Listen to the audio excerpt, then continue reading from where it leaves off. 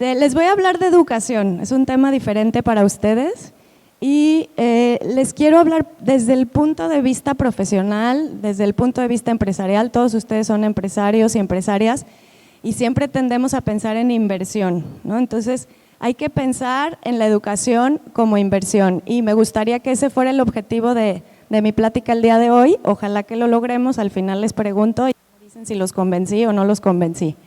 Pero bueno, vamos a empezar. ¿Dónde se apunta? ¿Para acá?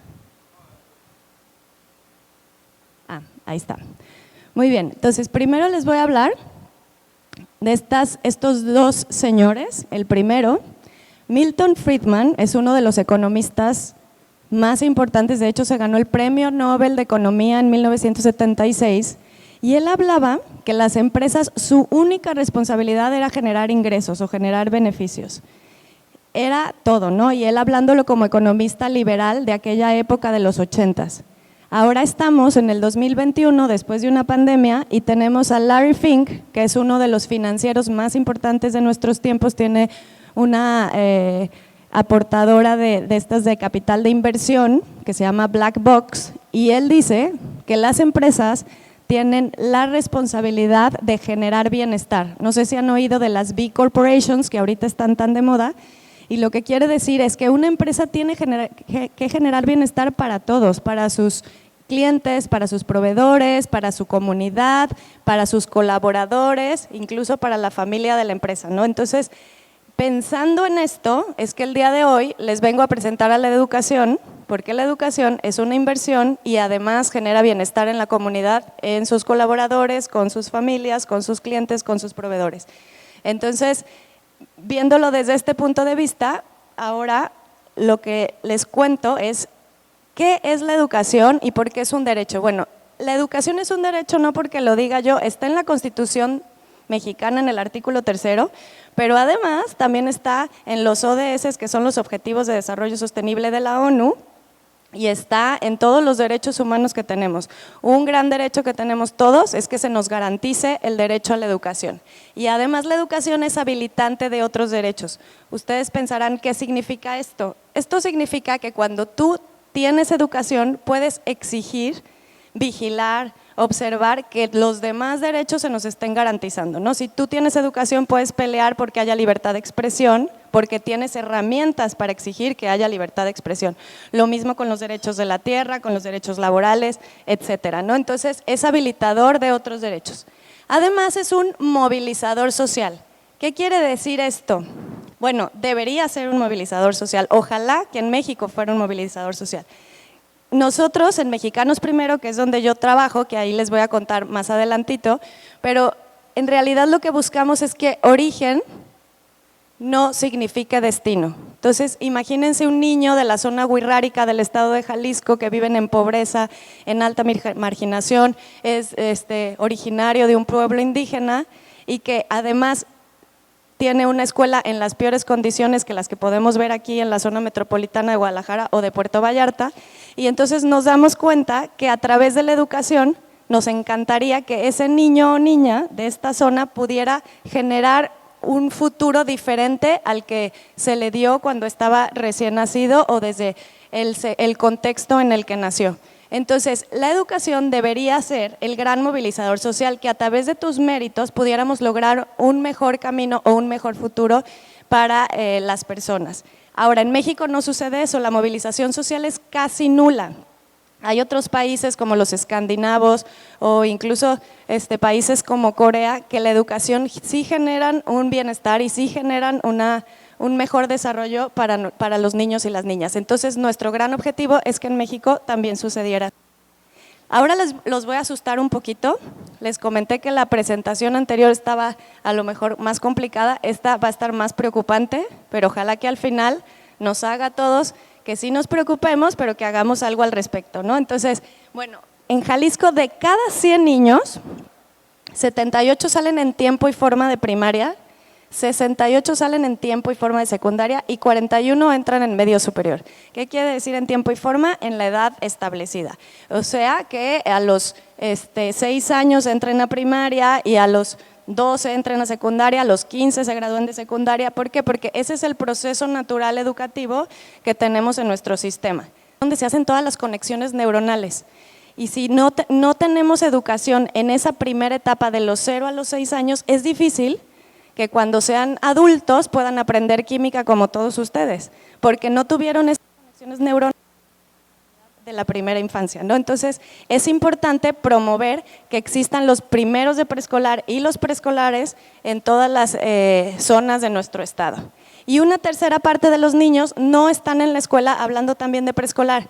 Y aquí hablo no solo del primero a tercero. ¿Y por qué sucede esto? Porque también en nuestra cultura se nos hace más sencillo y también por el tema laboral, es más fácil llevar al niño con la abuelita o llevar al niño con la vecina porque me tengo que ir a trabajar y el preescolar es de 9 a 12 y pues yo tengo que trabajar 8 horas y no alcanzo, entonces mejor lo dejo con la abuelita y ya lo meto hasta la primaria y demás, ¿no? Entonces, todo eso hace complicado que los niños estén asistiendo al preescolar. Esto es lo que sucedió en la pandemia, entonces ya vimos que la situación estaba grave, con la pandemia todavía se complicó un poquito más. Aquí, por ejemplo, les cuento que en 2019 perdimos por lo menos 235.964 estudiantes. ¿Qué pasó? No se registraron, no tenían las conexiones de conectividad en su casa, su mamá y papá tenían que ir a trabajar, entonces decidieron mejor no tener educación en la distancia. Y además, los que sí estaban conectados, tenemos un 70% de esos jóvenes, niños y niñas, que no aprendieron lo que tenían que aprender. O sea, tenemos bajos niveles, el 70% aprendieron con bajos niveles de matemáticas y más o menos un 65% con lenguaje y comunicación. Estos datos ya estaban similares antes de la pandemia, pero se hicieron todavía más graves, ¿no? Entonces, sí es importante ir pensando en estas cosas que nos preocupan y que ojalá que nos ocupen posterior a esta conversación que vamos a tener. Y bueno, en temas de conectividad, también contarles que solamente el 26% de los hogares en las zonas rurales, o sea, quitando Puerto Vallarta, Ciudad Guzmán, Guadalajara, etcétera, solamente el 26% tienen conexión a internet. Ahora, en las áreas urbanas es un poquito más o menos el 40% tienen conexión a internet en los hogares, sin embargo, tienen grave la situación porque no nomás es el internet, tienen una computadora, tienen 5 hijos, como les decía, mamá y papá se fueron a trabajar y además no tienen los útiles escolares, el espacio físico que les permita concentrarse, son casas chicas, entonces todo hace complicada la situación para la distancia en un país como el que vivimos. No son las condiciones estructurales deseables para estudiar en la distancia, no somos Noruega, no somos Finlandia, entonces nosotros pugnamos porque volviera la educación presencial porque es la única forma de ir acercándonos a la garantía en la educación. Esta gráfica me parece impactante y se las voy a explicar desde acá. Si se fijan, esta tablita de lado, de manera vertical, nos habla de los puntajes de las pruebas PISA. Las pruebas PISA son pruebas que se les hacen a los jóvenes de 15 años en todos los países que están en la OCDE. Y entonces, estos son los puntos que se sacan y evalúan matemáticas, evalúan lectura y evalúan ciencias.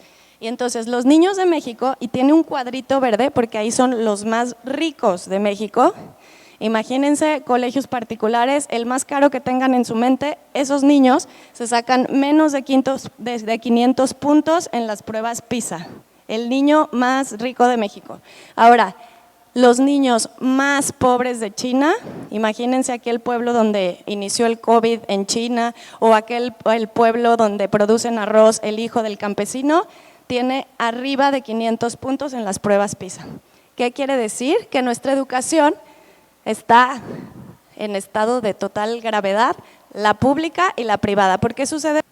Porque bueno, es un tema de oferta y demanda. La educación privada nos va a ofrecer un poquito más para que estemos dispuestos a pagar un servicio mayor de lo que ofrece la educación pública. Si la educación pública fuera de excelente calidad, sería mucho mejor también la educación privada. Así funciona desgraciadamente y pues tendremos que estar vigilantes a que mejoremos. En los países que tienen altos niveles de desarrollo en las Naciones Unidas, la mayoría de los niños y niñas asisten a escuelas públicas y pues ese es un derecho que lo tendríamos que tener garantizado. Ahora, esto mismo de las pruebas PISA, que son nuestra generación de niños y, bueno, más bien serían jóvenes, de cada 100 jóvenes, 42 están en la escuela y están aprendiendo. Vamos a decir, leen y entienden, ¿no? De esos 100, 34 están, pero no entienden. ¿Qué quiere decir? No nomás es estar, no nomás es cobertura educativa, es que además funcione lo que te enseñan en la escuela. Entonces es estar y aprender. Y 24 ni siquiera están. Estos son datos también de la OCDE que salieron después de las pruebas PISA que se entregaron en el 2018. Esto es antes de la pandemia. Imagínense cómo se nos va a complicar. Van a aplicar las pruebas PISA el año que entra, veremos cómo salimos. Y bueno, ahora también va relacionado con lo que invertimos en educación. Para no hacerles el cuento grande, aquí está lo que invierten los países en educación. México es el último de hasta allá. ¿Qué quiere decir? Nuestro país no le está invirtiendo en la educación. En los discursos de los políticos, si los escuchamos, hablan mucho de educación cuando les conviene, cuando están en campaña, cuando van a buscar a los líderes sindicales para que luego les den su voto, cuando platican con las mamás, cuando platican con los jóvenes, y entonces se les hace importantísima la educación. E inclusive aquí, si hago una encuesta, seguramente todos diremos que qué importante es la educación, que nuestros gobiernos también sientan que su corazoncito y su intención está en la educación. Ayer platicaba justo del tema del presupuesto del gobierno de México. Se acaba de aprobar el presupuesto 2022. Nuestro presidente en una de las partidas presupuestales está poniéndole 81 pesos por maestro para su capacitación al año, el próximo año. Quiere decir que así de interesado está en que se capaciten sus maestros, 81 pesos al año. ¿Cuánto se gastan ustedes? Que no es para que me contesten, pero reflexionen en la formación de los colaboradores de sus empresas. Pensando en eso, cualquier curso pues les cuesta, pues no sé, por lo menos 10,000 pesos, 5,000 pesos. Aquí nuestro presidente le puso 81 pesos. Jalisco, nomás para que calculen, tenemos 80,000 maestros, 14,000 escuelas públicas, todo esto estoy hablando de lo público, y tenemos alrededor de 2 millones de niños en nuestro sistema.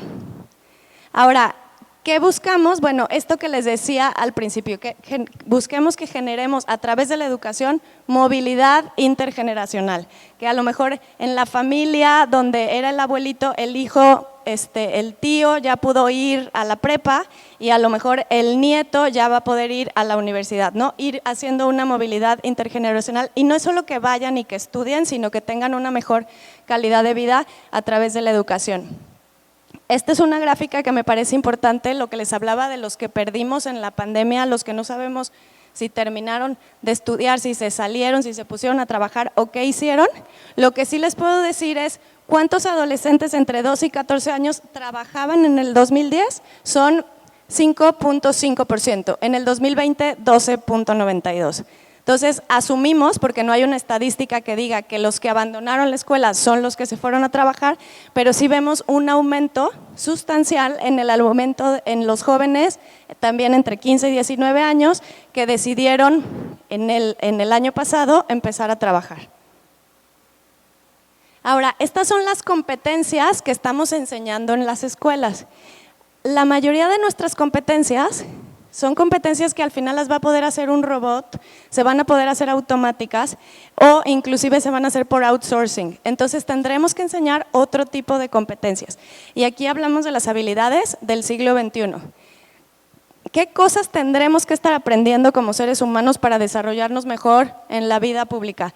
Bueno, pues sería habilidades cognitivas y ahí tenemos algunos ejemplos como el pensamiento crítico, la planificación, los idiomas. Ahorita ya todos entendíamos un poquito de portugués, pero imagínense si realmente entendiéramos todo bien. Habilidades interpersonales, empatía,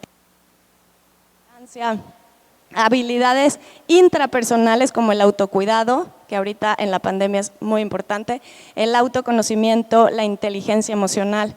Todo ese tipo de cosas las tendríamos que estar aprendiendo en la escuela y no solo la currícula básica. Entonces, esto es lo que les decía, ¿cómo logramos que lo que nos importe se vea reflejado en las acciones? Que realmente nuestras preocupaciones se vean en lo que hacemos el día a día, no solo en el discurso. Y bueno, aquí los quiero convencer a todos los que estamos aquí, somos agentes educativos, somos transformadores de la educación. No solo los docentes, no solo los directores de las escuelas públicas, no solo las autoridades de la Secretaría de Educación Pública, Federal y Estatal, ni los estudiantes y las familias, también los medios de comunicación, los ciudadanos, la iniciativa privada. El problema de la educación es un problema tan grande que no se va a resolver solo con acciones gubernamentales, tenemos que participar todos, con preocupación, con incidencia, con inversión, con colaboración, pero sí es una cosa que un asunto que tenemos que solucionar entre todos. Ahora les voy a contar qué hacemos nosotros. Yo estoy en una organización que se llama Mexicanos Primero, en el capítulo Jalisco, es una organización que está a nivel nacional, tiene 15 años a nivel nacional, a nivel estatal tenemos 8 años y nos dedicamos a una cosa que parece como muy extraña, defensa del derecho a aprender de los niños y niñas, en el caso de nosotros, del estado de Jalisco. ¿Y cómo lo hacemos? A través de varias acciones. Bueno, buscamos que todos los niños, como les decía, estén en la escuela, aprendan en la escuela y participen de la escuela pública. No nomás es estar, también estar y aprender. Y participar, ¿a qué nos referimos? Ahí es donde se aprende a ser ciudadano, en la escuela. Si se fijan los líderes estudiantiles, el padre de familia que está pintando la barda de la escuela, todo eso aprendes a ser ciudadano. Votamos por el representante del salón y cuando crecemos, eso nos hace que seamos ciudadanos comprometidos, que barramos nuestra colonia, que pintemos las bardas, todo lo que se necesita. Entonces, también queremos que participen para que su propia escuela sea mejor, porque cuando sean mayores van a también generar que su entorno, que su comunidad sea mejor. Entonces, ¿qué hacemos en Mexicanos Primero? Bueno, lo hacemos a través de investigación, hacemos propuestas de política pública, tenemos investigadores en la oficina, que todos los datos que les comenté, lo que hacemos es hacer encuestas, estadísticas, búsqueda de información, revisamos las escuelas, ahorita estamos haciendo una encuesta para a ver si es cierto que el internet que les pusieron a las escuelas si sirve, si tiene la velocidad adecuada, si da para la cantidad de estudiantes que tienen y demás. Y entonces hacemos exigencia ciudadana, pero con datos. Se dice vulgarmente, con los perros de la burra en la mano, porque a los políticos pues hay que hablarles así, ¿no? Oye, acabo de ver, tenemos aquí el tanto por ciento de las escuelas que su internet, tú dices que sí sirve y no sirve y aquí tengo los datos, ¿no? Ese tipo de cosas hacemos nosotros en la oficina, hacemos comunicación efectiva, nos presentamos en medios de comunicación, tenemos redes sociales muy activas, hablamos con los maestros, hacemos también convocatorias a la vida pública para que hablen sobre educación y buscamos involucrar a otros actores. Tenemos una teoría del cambio, que supongo que todos ustedes saben que es una planeación estratégica, un árbol de problemas, un marco lógico, porque así planean las empresas. Pues las asociaciones planeamos con teoría del cambio. Es una teoría, es una manera de planear creada en el MIT, donde buscan tener objetivos como muy altos y muy grandes, como en nuestro caso, que la educación en México sea de calidad, y tal, ¿no? Entonces, si tenemos una meta tan grande, tenemos que tener objetivos grandes. Entonces, nuestros objetivos los hacemos a través de estos 7 objetivos, pero cada uno va enfocado, no me voy a detener en algunos, les voy a hablar mejor de las acciones que están como más tangibles, pero cada uno es incidiendo precisamente en agentes educativos. Gestión escolar efectiva es, por ejemplo, para los directores pensando en directores de escuela pública. Ustedes pensarán, a ver, un director, es un director de la empresa, en un director con un buen director o directora en una escuela pública, si el director realmente es un gran líder, los maestros están capacitándose continuamente, los padres de familia están participando en organizando kermeses, consiguiendo recursos, pintando la barda y demás, los estudiantes tienen mejores resultados educativos e inclusive hay papel en el baño de esa escuela pública, que yo he ido a muchísimas y casi nunca hay. Entonces, si nosotros invertimos en los directores de las escuelas, generamos este gran cambio. Entonces tenemos un diplomado para líderes transformadores en el TEC de Monterrey y les damos una certificación de Cambridge que lo hacemos a través de lo que nos donan y con convenios con el TEC y demás. Entonces generamos tener mejores directores en nuestras escuelas públicas. Así para cada uno, ¿no? Valorización social, ahí hablamos de los docentes. ¿Cómo logramos que tengan un mejor reconocimiento público? Se acordarán, por ejemplo, de la película de Cantinflas de El Profe. En aquel tiempo o en los pueblos, el que es el maestro o la maestra tienen un reconocimiento público o deberían de tener un reconocimiento público muy respetado y muy especial. Y últimamente no pensamos así de los docentes y hay que rescatar esas figuras, hay que rescatar a los que son muy buenos maestros, a los que están dando el todo por el todo, a los que les están prestando el celular al niño, a los que les están compartiendo el internet, a los que en la pandemia iban y los visitaban casa por casa, porque sí hubo de esos maestros, no en todos lados hay, pero sí hay. Entonces hacemos nosotros un premio y reconocimiento a la labor docente y les hacemos mucha publicidad para que la gente se dé cuenta que existen ese tipo de perfiles. También tenemos talleres con familias en las empresas y en las escuelas, que les voy a platicar más adelante.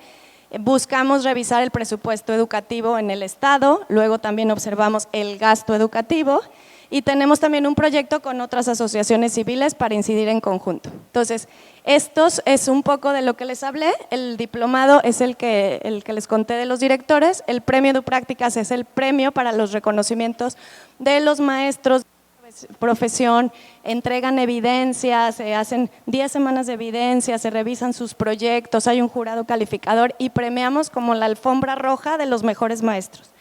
Y tenemos también un podcast que se llama Presente Profe, que es para que los maestros ahí hablen y se recomienden mejores cosas.